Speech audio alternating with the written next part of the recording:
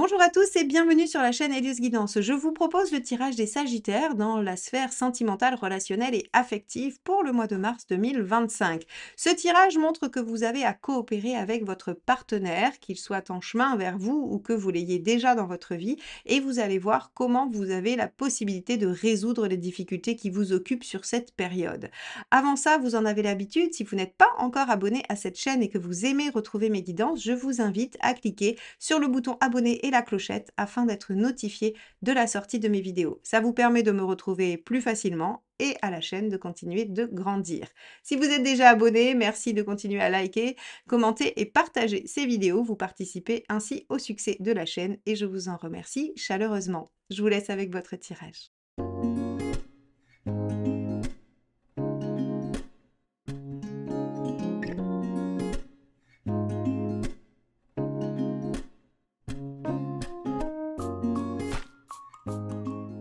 Les Sagittaires, regardons ensemble ce qui va se passer pour vous sur la sphère relationnelle, affective et sentimentale sur ce mois de mars 2025. Allez, c'est parti. Sagittaire, quelle est la tendance du mois pour vous?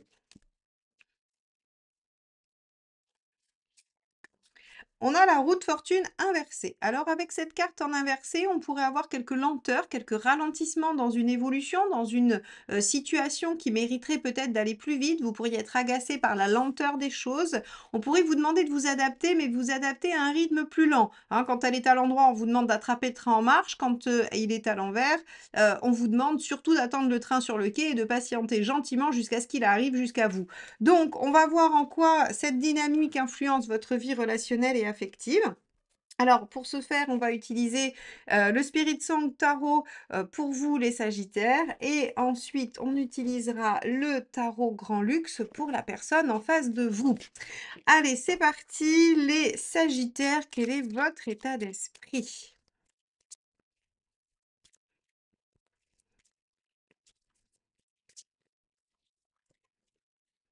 On a le 2 de coupe. Vous avez envie de dialogue, d'harmonie, de douceur, de bienveillance, vous avez envie de réciprocité, vous avez envie et besoin d'amour, mes chers Sagittaires, sur ce mois de mars. Alors, comme on vous comprend, bien évidemment, avec une roue inversée, on va voir dans quelle mesure vous allez devoir patienter ou non pour obtenir ce que vous souhaitez. En tout cas, vous pourriez aussi être très bienveillant et très doux avec une situation qui n'avance pas et vous pourriez vous révéler être patient. On va regarder quelle est votre envie. La lune. Ah oui, vous avez envie de choses qui évoluent, qui se développent avec le temps. Vous avez envie de tranquillité, de douceur. Alors encore, c'est très très lié aux deux de coupe. On a des énergies très intériorisées, très douces, très émotionnelles aussi. Hein. La coupe et la lune, ce sont les émotions. Alors pour l'instant, on pourrait imaginer que cette roue inversée, c'est vous qui l'a provoquée, que vous avez besoin de revenir à quelque chose de plus lent, de plus doux, de plus essentiel, de plus authentique, de plus sincère, et non de quelque chose qui est pragmatique, évolutif, rapide. Alors allons voir quelle est votre intention, comment vous comptez vous y prendre. L'impératrice, en communiquant, en dialoguant, en imposant votre vision des choses, votre façon de faire, en essayant de prendre confiance en vous et en vos ressentis. Alors, c'est assez étonnant parce que cette roue inversée, on aurait pu penser que vous la subissiez, vous, Sagittaire, signe de feu, toujours prêt à partir en avant, toujours prêt à être actif et motivé. Ici, on a une tendance sur ce mois de mars à vouloir peut-être reconsidérer des choses et être dans un approfondissement du lien afin ensuite peut-être de repartir sur de meilleures bases dans d'autres directions. Quoi qu'il en soit, par exemple, si vous êtes célibataire, vous avez envie surtout de vous retrouver bien avec vous-même avant d'aller vers quelqu'un. Si vous êtes en couple, vous avez besoin de revenir aux bases essentielles de la relation avant de faire des projets. Il y a vraiment cette notion de se ressourcer dans l'affect, l'émotionnel et ce qui semble être primordial. Alors regardons ce qui pourrait bloquer cette démarche, cette intention, cette volonté. Le 3 de bâton. Alors, la difficulté à se projeter, la fuite en avant en étant, si vous voulez, dans quelque chose de, j'accumule des instants présents sans qu'il y ait de continuité, sans qu'il y ait d'objectif. Alors, je pense qu'ici, vous, ce que vous voulez, c'est vous arrêter 2 secondes, évaluer la relation, le lien et voir où ça peut vous mener. Et effectivement, ce qui pourrait entraver, c'est de ne pas se poser cette question du futur, de l'avenir, de où on veut aller. OK. Donc on est vraiment sur un temps, j'ai l'impression, de ressenti, d'intériorisation. C'est assez, assez étonnant. C'est ralentissons pour être sûr que nous allons bien au bon endroit, hein, c'est vraiment ça. Quel est le conseil? Page d'épée.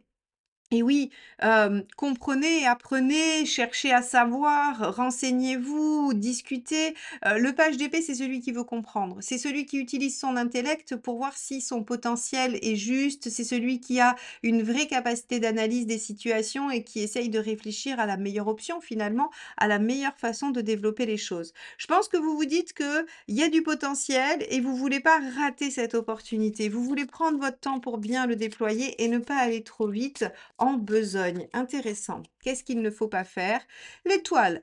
Ah, ça aussi, c'est pas mal. Parce que avec toute cette lenteur, avec toute cette douceur, en fait, l'univers vous dit, OK, les Sagittaires, vous voulez ralentir, prendre votre temps, évaluer les choses, pas de souci, c'est une bonne chose, c'est une bonne attitude.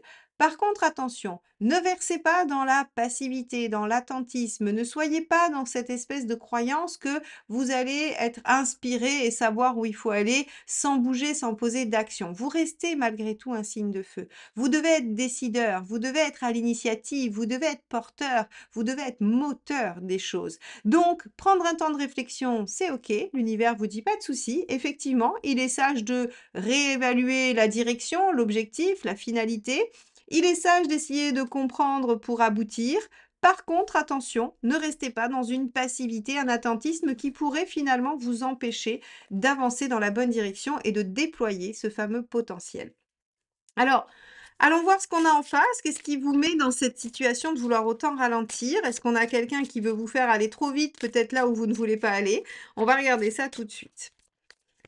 Allez, qu'est-ce qu'il y a en face des Sagittaires? Quel est l'état d'esprit de la personne en face?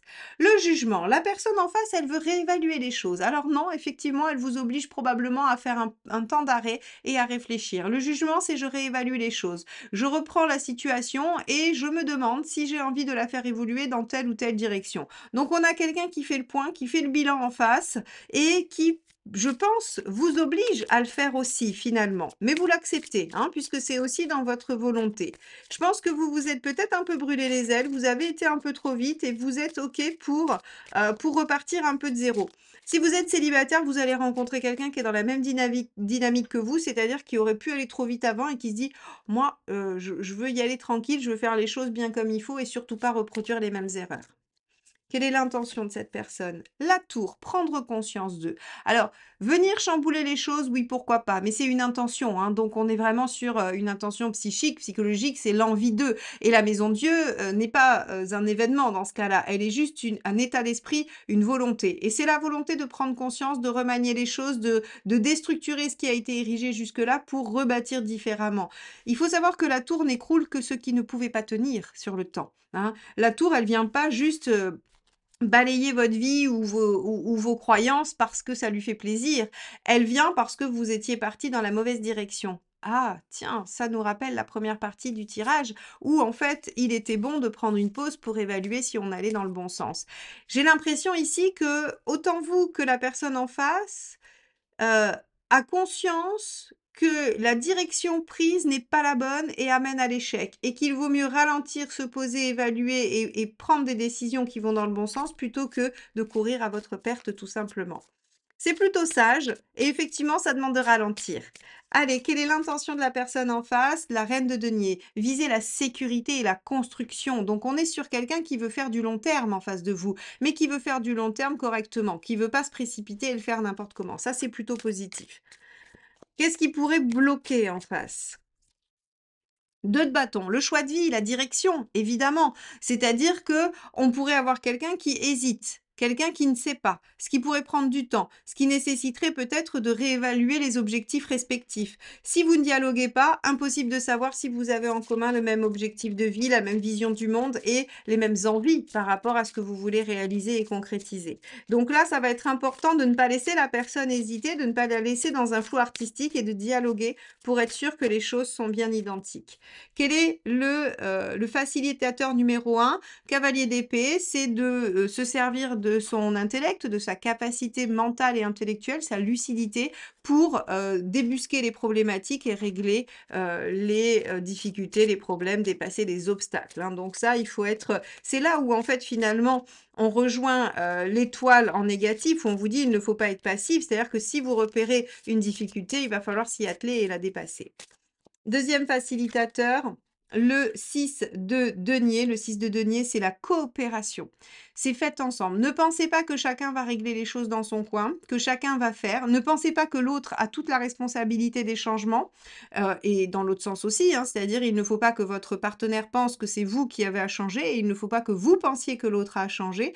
Vous avez à remodeler les choses ensemble, que ce soit un couple qui existe déjà et qui ait besoin de remaniement, comme une nouvelle relation. C'est-à-dire que l'autre ne peut pas dire: «Ben, moi, je veux pas refaire comme avant et donc je ne veux pas le même type de personne», pensant qu'il n'a rien à changer. Et vous, vous ne pouvez pas vous dire: «Eh bien, je vais prendre mon temps, je vais ralentir parce que je veux surtout pas aller trop vite et je ne m'intéresse pas et de comment il est dans la relation».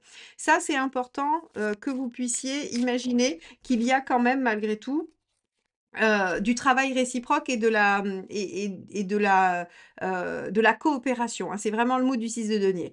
Alors, bon, j'allais pas du tout tirer de carte, mais celle-ci s'est éjectée de mon jeu, c'est le cavalier de bâton. Continuité, persévérance, courage, il y a pas de raison que vous n'y arriviez pas, hein. Ça, c'est le message du cavalier de bâton que je vais vous laisser là. On va regarder où vous en êtes à la fin du mois, comment ça se termine cette affaire, en tout cas, quel est l'état des lieux à la fin du mois de mars. 6 de denier, bah regardez, c'est la même que celle-ci, c'est-à-dire qu'on obtient de la coopération, de l'échange, on a de la bienveillance, on a de l'aide, de l'entraide, donc ça veut dire que vous arrivez à trouver une façon d'agir cohérente ensemble qui vous amène probablement, puisque le 6 de denier en général amène le succès, hein, il est plutôt positif, c'est-à-dire que grâce à la coopération, vous obtiendrez le résultat escompté. Allons voir la deuxième carte. C'est la force. Maîtrise des instincts, maîtrise de la situation, rééquilibrage, renforcement et intensité du lien, hein. La force, c'est aussi dans les relationnels quelque chose qui vient renforcer le lien entre 2 personnes. Donc moi, j'ai l'impression que de coopérer va vous rendre bien plus soudés et va, vous permettre de peut-être mieux vous connaître et mieux vous ajuster l'un à l'autre, ce qui est visiblement très, très bon pour votre relation. Encore une fois, qu'elle soit ancienne et qu'elle nécessite des réajustements ou qu'elle soit toute nouvelle et qu'elle soit un peu entachée au départ de vos fonctionnements antérieurs. Voilà pour vous mes chers Sagittaires, j'espère que ce tirage viendra nourrir votre réflexion, qu'il vous aidera à prendre la bonne direction pour trouver les solutions dans votre vie sentimentale. En tout cas, moi je vous remercie de m'avoir écouté jusque-là et je vous souhaite un très beau mois de mars. À bientôt, bye bye.